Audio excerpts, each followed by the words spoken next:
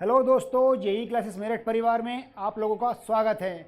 मैं हूं रोहित आरब और आप मेरे साथ आज एक सब्जेक्ट की क्लास स्टार्ट करने जा रहे हैं जिसका नाम है बच्चों इंजीनियरिंग ग्राफिक्स। क्या नाम है?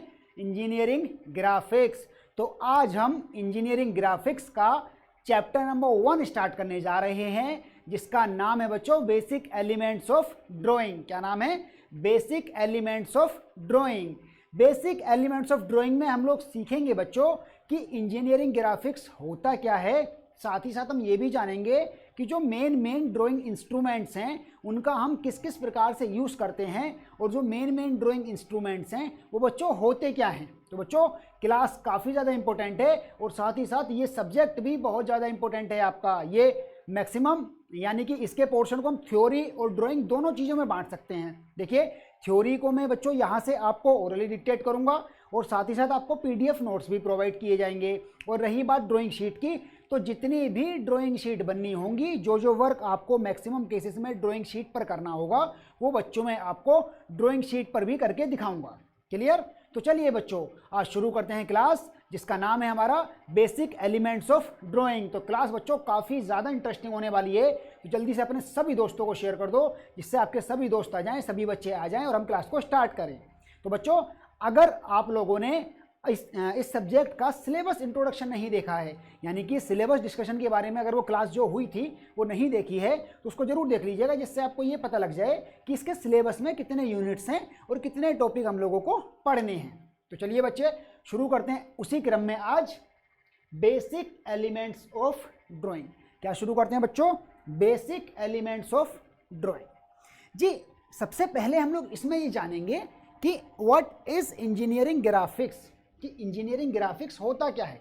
कि ये सब्जेक्ट आप जब इस सेमेस्टर में पढ़ रहे हो, इस साल में पढ़ रहे हो, तो इसका रोल क्या है भला, इसका डेली लाइफ में रोल क्या है और एक्चुअली ये सब्जेक्ट का डेफिनेशन क्या है। तो मैं आपको बता दूं बच्चों कि इंजीनियरिंग ग्राफिक्स इंजीनियरिंग का एक ऐसा सब्जेक्ट होता है जिसमें इंजीनियरिंग से रिलेटेड मशीन्स, टूल्स और एसेसरीज के ड्राइंग्स को समझा जाता है। जैसे अगर बात करें कि आप अगर सिविल इंजीनियरिंग के स्टूडेंट हैं तो सिविल इंजीनियरिंग में क्या करना होता है, उसमें डिफरेंट कंस्ट्रक्शंस बनाने होते हैं, डिफरेंट लेआउट्स बनाने होते हैं, आपको कई सारी चीज़ों के स्ट्रक्चर्स तैयार करने होंगे, आर्किटेक्चर बनाने होंगे। तो उन सभी कामों को जो किया जाता है वो ड्राइंग शीट पर किया जाता है। क्लियर ये वाली बात? और ड्राइंग शीट पर करने के लिए बच्चों सिंबॉलिक रिप्रेजेंटेशन होती है। ऐसा कभी भी नहीं होता है कि आप इतना बड़ा बड़ा लिख दें कि ये भैया कमरा नंबर 1, ये भैया कमरा नंबर 2, ऐसा नहीं होता है। तो उसके लिए हमेशा सिंबल्स का यूज़ किया जाता है। ड्राइंग पर लाइंस खींची जाती हैं, कहीं पर लाइन मोटी, कहीं पर लाइन पतली। तो उन सब चीज़ों का जो प्रॉपरली यूज़ कैसे होता है वो बच्चे पढ़ते हैं हम लोग इंजीनियरिंग ग्राफिक्स में। अगर आप मैकेनिकल के स्टूडेंट हैं तो आप यहीं से समझ लीजिए कि मैकेनिकल में डिफरेंट मशीन्स होती हैं और बच्चों मशीन के डिफरेंट पार्ट्स होते हैं।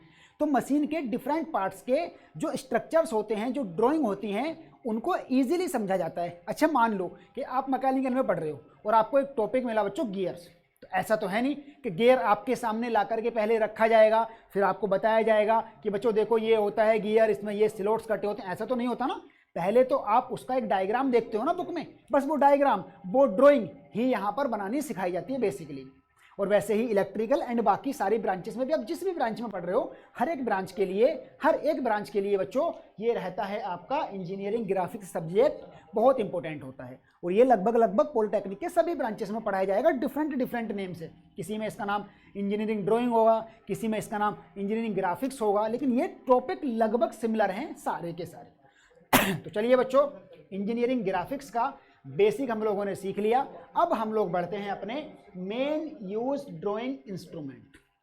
देखिए ड्राइंग इंस्ट्रूमेंट्स क्या होते हैं। ड्राइंग इंस्ट्रूमेंट्स दरअसल बच्चों वो इंस्ट्रूमेंट्स होते हैं जिनसे हम लोग ड्राइंग वर्क करते हैं। मान लीजिए कि जैसे स्केल हो गई, जैसे पेंसिल हो गई, जैसे इरेजर हो गई, जैसे शॉर्पनर हो गया।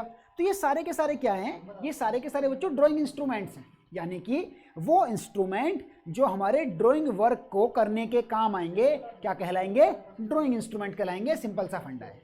तो ड्राइंग इंस्ट्रूमेंट क्या होते हैं? ड्राइंग इंस्ट्रूमेंट वो होते हैं जो हमारे ड्राइंग वर्क को करने के काम आते हैं। ठीक, जिनमें से आज मैं आपको जितने भी ड्राइंग इंस्ट्रूमेंट आप इंजीनियरिंग ग्राफिक्स में यूज़ करेंगे उन सभी के नाम बता दूंगा। और अगली क्लास से पहले सभी बच्चे उन इंस्ट्रूमेंट को अपने पास रख लें।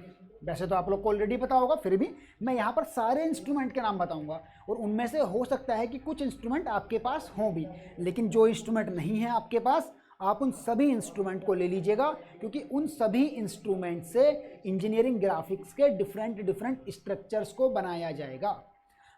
तो बच्चों ड्राइंग इंस्ट्रूमेंट में मैं कुछ नाम लिखता हूँ, फिर उनको हम समझाएंगे। ठीक है बच्चों, चलिए पहले मैं आपको कुछ मेनली यूज ड्राइंग इंस्ट्रूमेंट के नाम लिख करके दिखा देता हूँ और फिर हम उन ड्राइंग इंस्ट्रूमेंट्स को बच्चों समझा देंगे। तो ज़रा देखिए, मेनली यूज्ड ड्राइंग इंस्ट्रूमेंट या फिर केवल ड्राइंग इंस्ट्रूमेंट हेडिंग डाल देते हैं हम, ड्राइंग इंस्ट्रूमेंट्स।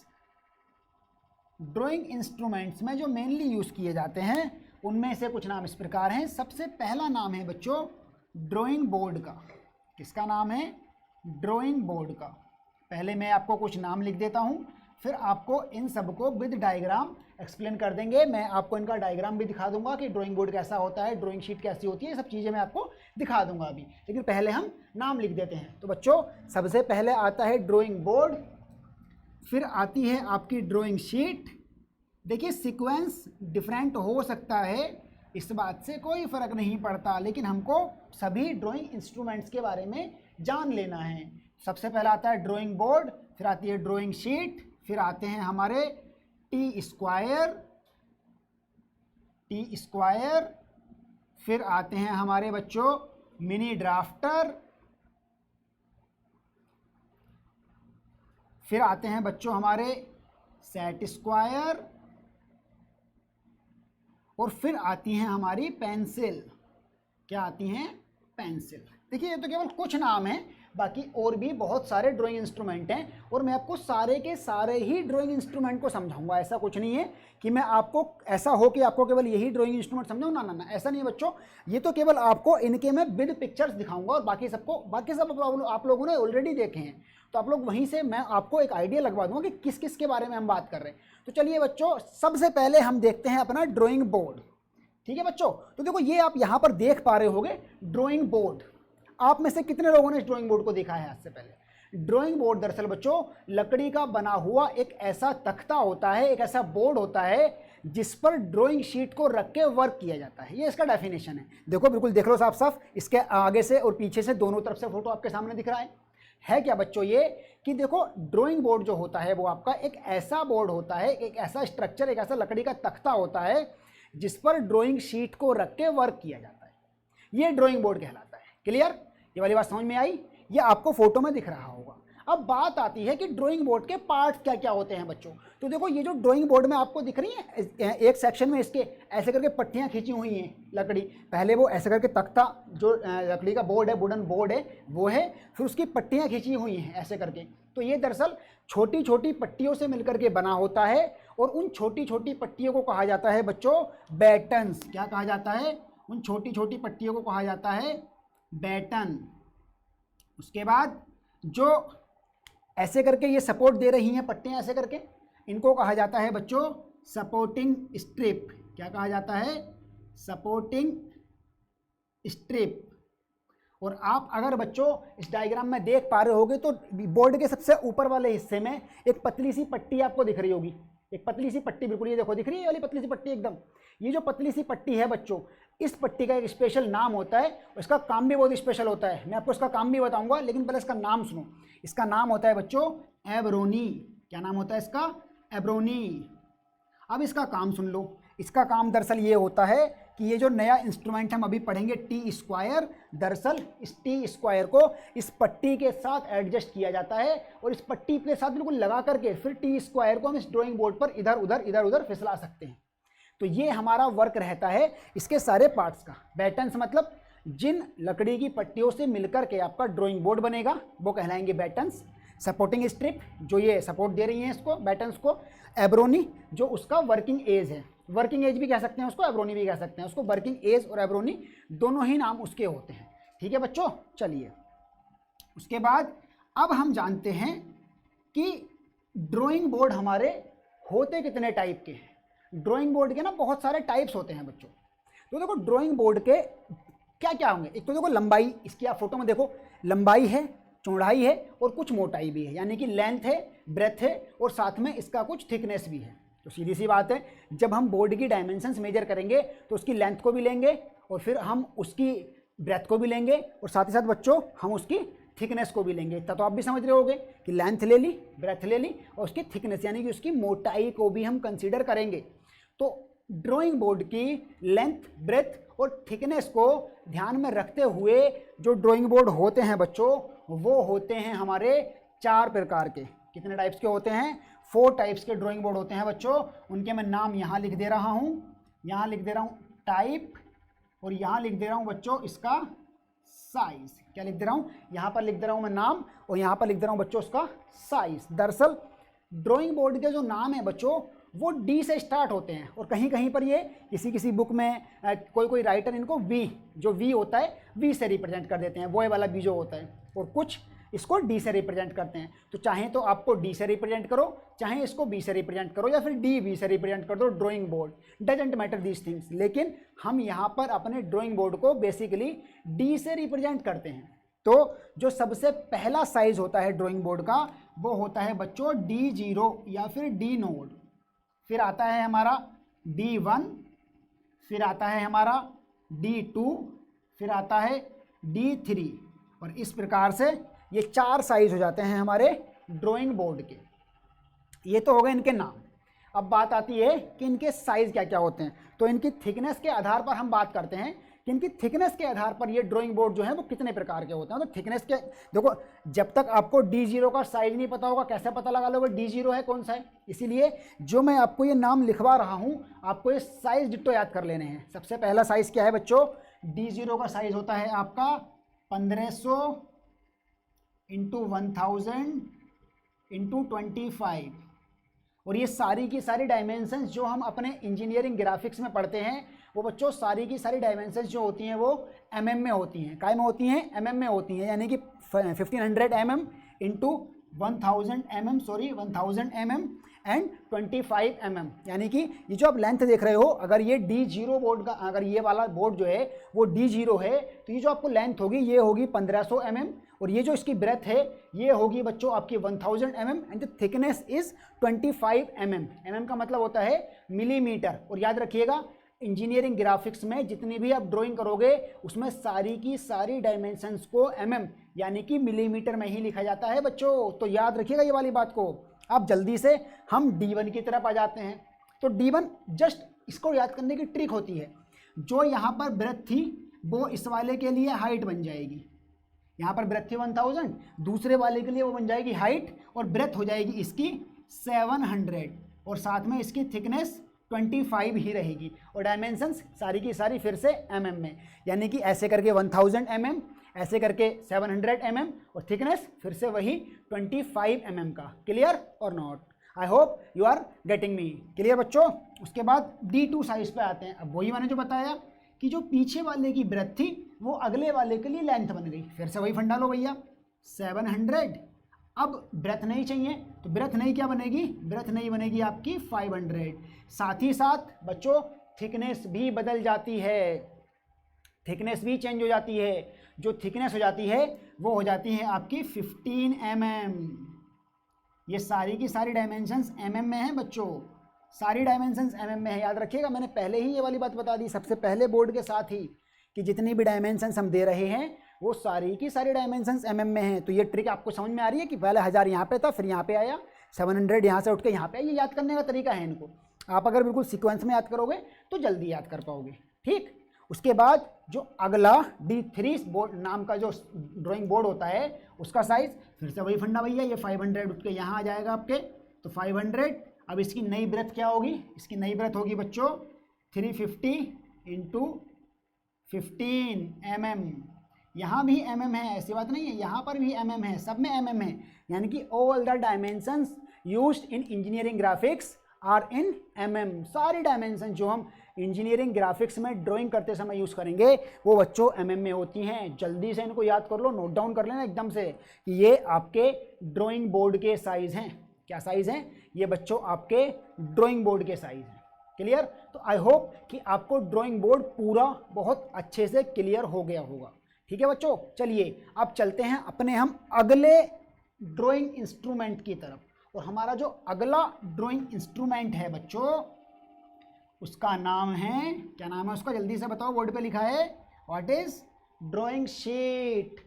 और ये देखो आपको दिख रहा होगा इधर, क्या नाम है बच्चों, ड्राइंग शीट। देखो ये जो आप सेक्शन देख पा रहे हो, ये दरअसल ड्राइंग बोर्ड के ऊपर रखी हुई शीट है ऑलरेडी। तो जितना ये वाइट वाइट पोर्शन है, जो भी आपका ये वाइट वाइट पोर्शन है बच्चों, बस ये वाइट वाइट पोर्शन ही आपका ड्राइंग शीट है। दरअसल ड्राइंग शीट को अगर हम परिभाषित करना चाहें तो कैसे करेंगे, बिल्कुल सिंपली हम ड्राइंग शीट को परिभाषित करते हैं कि ड्राइंग शीट एक ऐसी कागज़ की या पेपर शीट होती है जिसके ऊपर ड्राइंग वर्क किया जाता है। क्लियर सी बात है कि ड्राइंग शीट एक ऐसी शीट जिसको ड्राइंग बोर्ड पर रखकर पेंसिल के द्वारा हम अपने कंस्ट्रक्शंस या स्ट्रक्चर्स को डिफाइन करते हैं। क्लियर बच्चों, बात समझ में आई। अब ये ड्राइंग शीट के भी बच्चों कुछ टाइप्स होते हैं। अब ये ड्राइंग शीट के क्या टाइप्स होते हैं वो भी मैं आपको बता देता हूँ। साथ ही साथ ये बाकी के नाम भी याद रखिएगा, क्योंकि हम इन बाकी के नामों को भी अभी डिस्कस करने वाले हैं। दरअसल बच्चों, जो आपकी ड्राइंग शीट्स रहती हैं वो आपकी A0 साइज़ से A5 साइज़ तक आती हैं। आप लोगों ने सुना होगा ना कि A0, फिर उसके बाद A1, A2, A3, A4 और A5। A4 शीट तो आप लोगों में से बहुत से लोगों ने सुनी होगी। जो आप मार्केट में जाते हो या जितने भी फ़ोटो स्टेट या फिर जीरोक्स कॉपीज़ कराते हो, वो सारी की सारी आपकी A4 शीट पर ही होती हैं। दरअसल A4 शीट पर ड्राइंग भी बनाई जाती हैं। वैसे ही A0 से लेकर के A1, A2, A3 और A4 साइज़ A5 साइज़ तक होते हैं। साथ ही साथ मैं आपको ये भी बता दूं कि आपको जो एग्ज़ाम में शीट मिलेगी ना बच्चों, वो आपकी A2 साइज़ की होगी। कौन सी होगी, A2 साइज़ की होगी। ठीक है बच्चों, याद रखिएगा आप। चलिए अब बढ़ते हैं हम अपने अगले ड्राइंग इंस्ट्रूमेंट की तरफ। तो बच्चों आपको याद होगा अगले ड्राइंग इंस्ट्रूमेंट का क्या नाम था, अगले ड्राइंग इंस्ट्रूमेंट का नाम था बच्चों टी स्क्वायर। क्लियर बच्चों, तो ये देखो आपको दिख गया होगा क्या नाम था उसका। अगले ड्राइंग इंस्ट्रूमेंट का नाम है हमारे टी स्क्वायर। दरअसल ये जो क्लास है आपको सभी ड्राइंग इंस्ट्रूमेंट से अवेयर कराने के लिए है, जिससे आपको पता रहे कि जो ड्राइंग इंस्ट्रूमेंट्स होते हैं वो दिखते कैसे हैं। तभी तो आप ये पता कर पाओगे कि उनका यूज़ कैसे करना है, वरना तो आप उनका यूज़ ही नहीं कर पाओगे जब तक कि आपको पता ही ना होगा वो दिखते कैसे हैं। मान लो कि आपको हमने बहुत सारे ड्राइंग इंस्ट्रूमेंट के बीच में ले जाकर के खड़ा कर दिया कि चलिए भैया छांटिए टी स्क्वायर। आप कैसे फाइंड कर पाएंगे टी स्क्वायर जब तक कि आपको पता ही ना हो कि वो दिखता कैसा है। ठीक है बच्चों, तो चलिए ये आपके सामने टी स्क्वायर दिखा हुआ है। दरअसल टी स्क्वायर एक ऐसा ड्राइंग इंस्ट्रूमेंट है जिसकी हेल्प से हम हॉरिजॉन्टल पैरेलल लाइन खींच सकते हैं। क्या खींच सकते हैं, हॉरिजॉन्टल पैरेलल लाइंस। दरअसल ये हॉरिजॉन्टल पैरेलल लाइंस होती क्या है भैया। पहली बात तो हॉरिजॉन्टल लाइंस के बारे में सुन लो। तो हॉरिजॉन्टल लाइंस तो ये लाइंस होती हैं, देखो ये जो तिरछे जो मतलब क्षैतिज रेखाएं होती हैं, जो आपकी पड़ी रेखाएं होती हैं, वो हॉरिजॉन्टल लाइंस होती हैं। और पैरेलल लाइंस क्या होती हैं, पैरेलल लाइंस वो होती हैं जिनके बीच की दूरी हर एक पॉइंट पर बराबर होती है। मान लो कि ये आपका टी स्क्वायर है, इस टी स्क्वायर से हमने एक लाइन ऐसे खींच दी, फिर इसको ऊपर नीचे खिसका करके जहाँ भी इसको खिसकाना होगा इसके हिसाब से इसको खिसका करके बच्चों हम जो है पहले हम एक लाइन खींच देते हैं, फिर टी स्क्वायर को ऊपर खिसकाया, फिर दूसरी लाइन खींच दी। तो जो दूसरी वो जो लाइन खींचेगी बच्चों, वो हमेशा याद रखिएगा वो जो लाइन होगी वो पहली वाली लाइन के पैरेलल होगी। तो स्टार्टिंग में टी स्क्वायर का यूज़ किया जाता था हॉरिजॉन्टल पैरेलल लाइन खींचने के लिए, लेकिन इसका एक लिमिटेशन है। इसका लिमिटेशन ये है कि इससे केवल बच्चों हॉरिजॉन्टल पैरेलल लाइन से ही खींच सकते हैं भैया। वर्टिकल पैरेलल लाइंस खींचने के लिए या फिर इंक्लाइंड पैरेलल लाइन खींचने के लिए इसका यूज़ नहीं कर सकते हैं। तो ये इसका लिमिटेशन हो गया। या तो इसका लिमिटेशन बोल दो या फिर इसका डिसएडवांटेज बोल दो। लेकिन जब कुछ नहीं था तो कुछ नहीं से बेहतर है कुछ तो हो, इसलिए हमारे पास स्टार्टिंग में ये टी स्क्वायर नाम का इंस्ट्रूमेंट था, जिसका आज भी काफ़ी ज़्यादा यूज़ किया जाता है। जब आर्किटेक्चरिंग की जाती है, जब मकानों के बिल्डिंग्स के नक्शे बनाए जाते हैं, तब ज़्यादातर आर्किटेक्चर्स टी स्क्वायर का यूज़ कर लेते हैं। ठीक है बच्चों, तो ये भी आपका एक इंस्ट्रूमेंट है, लेकिन आप लोग इसको खरीदिएगा मत। क्यों? क्योंकि इसकी जगह मैं एक नया इंस्ट्रूमेंट बताऊंगा जो हमारे स्केल का, टी स्क्वायर का और सेट स्क्वायर का एक साथ काम करेगा। उस इंस्ट्रूमेंट का नाम जस्ट अगला इंस्ट्रूमेंट है वो, और वो आप देखेंगे जस्ट अभी। इसका नाम है मिनी ड्राफ्टर। क्या नाम है बच्चों? Mini drafter. दरअसल मिनी ड्राफ्टर का मतलब है ड्राफ्टर की एक छोटी फॉर्म। क्या मतलब है मिनी ड्राफ्टर का? मिनी ड्राफ्टर का मतलब है बच्चों ड्राफ्टर की एक छोटी फॉर्म, इसको कहा जाता है मिनी ड्राफ्टर। मिनी ड्राफ्टर आप देखो बच्चों, ये आप में से कितने लोगों ने देखा है? अगर आपके घर में से किसी आपके बड़े भाई बहन या किसी दोस्त ने अगर इंजीनियरिंग डिप्लोमा या पॉलिटेक्निक या फिर कोई और इंजीनियरिंग का अगर कोई कोर्स किया है तो पक्का उन्होंने ये इंस्ट्रूमेंट जरूर यूज़ किया हो गया होगा। बिल्कुल जैसा ये दिख रहा है वैसे ही। देखो इसमें आप स्केल देख पा रहे हो, ऐसे और ऐसे, यानी कि इसमें एक एल साइज़ का स्केल है। देखो दिख रहा है, एल साइज़ का स्केल दिख रहा होगा आपको इसमें। फिर इसमें ये जो दो रोड दिख रही हैं और फिर इसमें जो नीचे वाला हिस्सा है ना, इसमें बोल्ट दिख रहा है रेड वाला, नीचे वाला जो हिस्सा है वो आपका आपके ड्राइंग बोर्ड पर कस दिया जाता है और उसको कसने के बाद बच्चों फिर इसको जो है हम लोग कहीं भी घुमा सकते हैं। देखो बच्चों मैं आपको ड्राइंग बोर्ड बिल्कुल दिखाई देता हूं कि होता कैसा है। कुछ ऐसे पैकेट में आता है बच्चों। आप सभी को मिनी ड्राफ्टर लेना कंपलसरी है। मिनी ड्राफ्टर लिए बगैर आप लोग कभी भी ये ग्राफिक्स का वर्क कंप्लीट नहीं कर पाएंगे। 100% बच्चों को, प्रत्येक बच्चे को मिनी ड्राफ्टर लेना कंपलसरी है बच्चों। तो ये देखो, ये है आपका मिनी ड्राफ्टर, ठीक, ये ले लीजिए। तो ये देखिए, ये अब इसको हम, ये जो हिस्सा है इसका, ये देखिए इसमें एल साइज वाला स्केल जिसके बारे में बात कर रहा था, जो कि हमारे डायग्राम में हमको दिख रहा था, ये हमारा एल साइज वाला स्केल है और ये वो उसकी रोड्स हैं। दरअसल ये जो सेक्शन है, ये वाला सेक्शन, इसको हम लोग ड्राइंग बोर्ड पर कस लेते हैं। जब हम इसका यूज़ करेंगे तब आपको, जब इसके यूज़ करने से स्केल के क्वेश्चन कराएंगे या फिर और भी कई सारे क्वेश्चन कराएंगे, तब मैं आपको बिल्कुल इसको ड्राइंग बोर्ड पर किस तरीके से कसा जाता है और कहाँ पर कसना चाहिए, कहाँ पर नहीं कसना चाहिए, पूरा यूज़ बताऊँगा प्रॉपरली। फिलहाल के लिए केवल देख लीजिए कि क्या होता है मिनी ड्राफ्टर, और आप में से प्रत्येक स्टूडेंट को, एवरी स्टूडेंट को ये इंस्ट्रूमेंट, ये ड्राइंग इंस्ट्रूमेंट खरीदना कंपलसरी है। ठीक है बच्चों। अब इसका रोल क्या है, इसका काम क्या है हमारे इंजीनियरिंग ड्राइंग में या फिर इंजीनियरिंग ग्राफिक्स में, क्योंकि ये अलग अलग नाम से होते हैं सब्जेक्ट, लेकिन सबका सिलेबस कोर्स एक ही होता है लगभग। तो मिनी ड्राफ्टर का जो रोल है ना, वो मिनी ड्राफ्टर से हम 3 काम बेसिकली कर सकते हैं। क्या कर सकते हैं? देखिए, मिनी ड्राफ्टर से हम किसी भी प्रकार की पैरेलल लाइन खींच सकते हैं। क्या खींच सकते हैं? Parallel lines. कौन कौन सी? हॉरिजॉन्टल पैरेलल लाइंस भी खींच सकते हैं, हॉरिजॉन्टल पैरेलल लाइंस भी खींच सकते हैं, वर्टिकल पैरेलल लाइंस भी खींच सकते हैं, और साथ ही साथ एक और फ़ायदा भी है इसका, इंक्लाइंड पैरेलल लाइंस भी हम मिनी ड्राफ्टर से अपने खींच सकते हैं। क्या कर सकते हैं? हम इंक्लाइंड पैरेलल लाइंस भी मिनी ड्राफ्टर से खींच सकते हैं। बहुत ज़्यादा रोल है। मिनी ड्राफ्टर सबसे मोस्ट इम्पोर्टेंट इंस्ट्रूमेंट है, यूज़ किया जाएगा जब हम कंस्ट्रक्शन करना स्टार्ट करेंगे। उसी क्रम में हम लोग बढ़ते हुए चल रहे हैं। जैसे बोर्ड के बगैर आप काय पे शीट रखोगे, शीट के बगैर तो आप ड्राइंग काय पे करोगे। फिर टी स्क्वायर पुराने ज़माने से चला आ रहा है, इसलिए उसको पढ़ना बहुत ज़रूरी है। फिर आ गए हम अपने मेन चीज़ पर, जिसका नाम था ड्राफ्टर। तो बच्चों ड्राफ्टर, आपको मिनी ड्राफ्टर जरूर खरीद लेना है। एमडी इसको शॉर्ट फॉर्म में बोलते हैं, मार्केट में मिल जाएगा, कहीं भी उसको जरूर खरीदिएगा। चलिए अब बढ़ते हैं हम अपने अगले इंस्ट्रूमेंट की तरफ। तो बच्चे अगले जो हमारे इंस्ट्रूमेंट हैं उनका नाम है सेट स्क्वायर्स। क्या नाम है उनका? उनका नाम है बच्चों सेट स्क्वायर्स। अरे आप बोलोगे ये तो हम सब ने देखा है भाई। सही है भैया, ये तो आप सबने देखा होगा कि सेट स्क्वायर्स क्या होते हैं। ये तो वही 2 ट्रायंगल हैं जो आपके ज्योमेट्री बॉक्स में रखे हुए मिलते थे, है कि नहीं? ये तो वही 2 ट्रायंगल है ना जो आपके ज्योमेट्री बॉक्स में रखे हुए मिले हैं। दरअसल इनको कहा जाता है बच्चे सेट स्क्वायर्स। दरअसल ये दोनों अगर एक दूसरे से मिल जाएं तो स्क्वायर बना देंगे, इसलिए इनको सेट स्क्वायर्स कहा जाता है। ये आपके 2 टाइप के सेट स्क्वायर होते हैं। एक होते हैं 45 डिग्री सेट स्क्वायर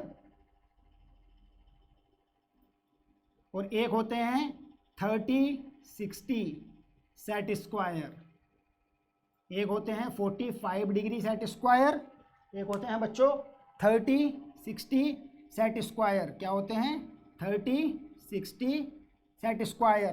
तो देखो ये जो बात आती है कि ये जो 45 डिग्री सेट स्क्वायर होते हैं और ये 30-60 सेट स्क्वायर होते हैं, ये होते क्या हैं? दरअसल ज्योमेट्री बॉक्स में आप सभी ने इनको देखा है, लेकिन आज तक इनका यूज़ नहीं किया होगा। बताओ कितने लोगों ने इसका यूज़ किया है, या फिर कितने लोगों को पता है बच्चों कि ये किस लिए यूज़ किए जाते हैं? अगर आपको पता है तो जल्दी से तुरंत कमेंट सेक्शन में बताओ कि एक्चुअली ये यूज़ किस लिए होते हैं। बताओ ज़रा जल्दी से, कितने लोग अभी तक आज की क्लास से पहले ये जानते थे कि इन सेट स्क्वायर्स का यूज़ किस लिए किया जाता है? लेकिन अगर नहीं जानते तो बिल्कुल टेंशन ना लो, रिलैक्स रहो एकदम। मैं आपको बताऊंगा कि इन सेट स्क्वायर्स का यूज़ किस लिए किया जाता है। आज की क्लास के बाद सब जान जाएंगे। तो बच्चों इन सेट स्क्वायर्स के दो यूज़ हैं बेसिकली। एक तो अगर हमको 45 डिग्री के दो एंगल लेकर के कोई ट्रायंगल बनाना होगा तब हम ट्रायंगल बना देंगे। जैसे वो देखो ऊपर वाला सेट स्क्वायर, उसमें नीचे के दोनों एंगल 45 के हैं और ऊपर का एंगल 90 डिग्री का है। तो 45 के दो एंगल लेकर के अगर हमको आइसोसेलेस ट्रायंगल यानी कि जिसकी दो साइड्स इक्वल होती हैं वो ट्रायंगल बनाना होगा तो हम बेसिकली उसको ड्रॉ कर देंगे तुरंत से। वैसे ही अगर हमको 30 डिग्री 60 डिग्री का एंगल लेकर ट्रायंगल बनाना होगा तब बना देंगे। ये तो इसका बेसिक सा वर्क था। दूसरा वर्क है बच्चों इसका कि ये दोनों सेट स्क्वायर्स आपस में मिलकर हॉरिजॉन्टल और वर्टिकल पैरेलल लाइंस खींच सकते हैं। हॉरिजॉन्टल और वर्टिकल पैरेलल लाइंस ड्रॉ कर सकते हैं। कैसे करते हैं जब हम लोग अपने ड्राइंग शीट पर वर्क करेंगे आपको ये भी मैं सिखा दूंगा, ठीक है बच्चों। लेकिन हमको इनका यूज़ नहीं करना है क्योंकि हमारे पास तो एक रामबाण है, क्या है, जो कि सारे काम करेगा और वो है मिनी ड्राफ्टर। वो आपका वर्टिकल पैरेलल लाइंस भी खींचेगा, हॉरिजॉन्टल पैरेलल लाइंस भी खींचेगा और जिसको कोई ना कर सके इंक्लाइंड पैरेलल लाइंस भी खींच के देगा भैया। वो सारी पैरेलल लाइन खींच के देगा आपको। पैरेलल लाइंस खींचने का काम क्या करेगा, वो करेगा सिर्फ और सिर्फ ड्राफ्टर। और इवन बच्चों वो आपकी पैरेलल कर्व लाइन भी खींच सकते हैं उसको, बेसिकली अगर उसकी डायरेक्शन को चेंज ना किया जाए तो। सारे यूज सिखाएंगे उसके, ठीक है बच्चों। चलिए ये थे हमारे सेट स्क्वायर्स और आई होप कि आपको इनका यूज भी समझ में आ गया होगा। अब हम बढ़ते हैं अपने अगले इंस्ट्रूमेंट की तरफ। और बच्चों ये एक ऐसा इंस्ट्रूमेंट है जिसके बगैर तो हम ड्राइंग का वर्क करना असंभव मानेंगे, क्योंकि आपके पास ड्राइंग बोर्ड भी है, आपके पास ड्राइंग शीट भी है। अब आपके पास ऐसी कोई शक्ति तो है नहीं कि जो आप दिमाग में सोच रहे हो उसको अपने आप सब कुछ छप जाएगा। उसको ड्राइंग शीट पर ड्रॉ करने के लिए या फिर छापने के लिए कोई पेंसिल की रिक्वायरमेंट होती है कि नहीं। तो बस हमारा अगला ड्राइंग इंस्ट्रूमेंट है बच्चों पेंसिल। आप सोचोगे इतनी सारी पेंसिल्स तो हमने कभी नहीं देखी। दरअसल इससे भी ज़्यादा पेंसिल्स हैं जो हमारी इंजीनियरिंग ड्राइंग में यूज़ की जाएंगी। आप देखना अभी मैं आपको बताऊंगा कि पेंसिल कितने प्रकार की होती हैं इंजीनियरिंग ग्राफिक्स या फिर इंजीनियरिंग ड्राइंग में जो यूज़ की जाएंगी। देखो ज़रा, दरअसल ये जो पेंसिल्स हैं बच्चों, पहले पेंसिल का डेफिनेशन सुनो आप कि पेंसिल होती क्या है। दरअसल पेंसिल एक ऐसा ड्राइंग इंस्ट्रूमेंट है जो ड्राइंग शीट पर हमारे स्ट्रक्चर या कंस्ट्रक्शन को ड्रॉ करने के काम आता है। हमारे पास सब कुछ हो, आपके पास सारे के सारे ड्राइंग इंस्ट्रूमेंट हो, बस पेंसिल ना हो, बेकार है कि नहीं। सब सारे के सारे ड्राइंग इंस्ट्रूमेंट रखे रह जाएंगे अगर आपके पास पेंसिल नहीं है तो। क्योंकि जो आपको काम करना है, क्या करना, ड्राइंग करनी है, और ड्राइंग किससे करोगे, पेंसिल से ही तो करोगे बच्चों। इसलिए pencil is the most important drawing instrument. सबसे ज़्यादा जरूरी ड्राइंग इंस्ट्रूमेंट है पेंसिल। लेकिन आप सोचोगे कि फिर हम इसको 5वें 6ठे नंबर पे क्यों लेके आए, क्योंकि हम उसी सीक्वेंस में चल रहे थे कि सबसे पहले बोर्ड लाना होगा, फिर शीट लानी होगी, फिर ड्राफ्टर लाना होगा, फिर पेंसिल लाएंगे, फिर आराम से काम करना स्टार्ट कर देंगे, ठीक है। चलिए पेंसिल की डेफिनेशन आपको समझ में आ गई। अब पेंसिल का डेफिनेशन तो हो गया, अब बात करते हैं पेंसिल के टाइप्स की। तो आप जो मैं बताऊंगा आप उस बात को सुनकर कुछ तो चौंक जाएंगे। पेंसिल हमारी 18 टाइप्स की होती हैं। 18 प्रकार की पेंसिल होती हैं बच्चों जो कि इंजीनियरिंग ग्राफिक्स में यूज़ होंगी। कितने की, 18 टाइप्स की पेंसिल्स होती हैं। 18 टाइप की पेंसिल्स। आप सोचो कि आपको अगर प्रॉपरली और कंप्लीटली इंजीनियरिंग ग्राफिक्स का वर्क करना है तो आपको 18 टाइप्स की पेंसिल को खरीदना पड़ेगा। लेकिन ऐसा बिल्कुल मत घबराओ, इतनी ज़्यादा पेंसिल खरीद के आपको पेंटर नहीं बनाना है अभी बच्चों। हम आपको केवल उतनी ही पेंसिल खरीदने को बोलेंगे जिनकी नीड है और जो कंपलसरी है। अब मैं आपको पहले बताता दूँ कि पेंसिल होती कौन कौन सी हैं, कितने कितने टाइप की होती हैं, ताकि आप उनका महत्व तो समझ जाओ।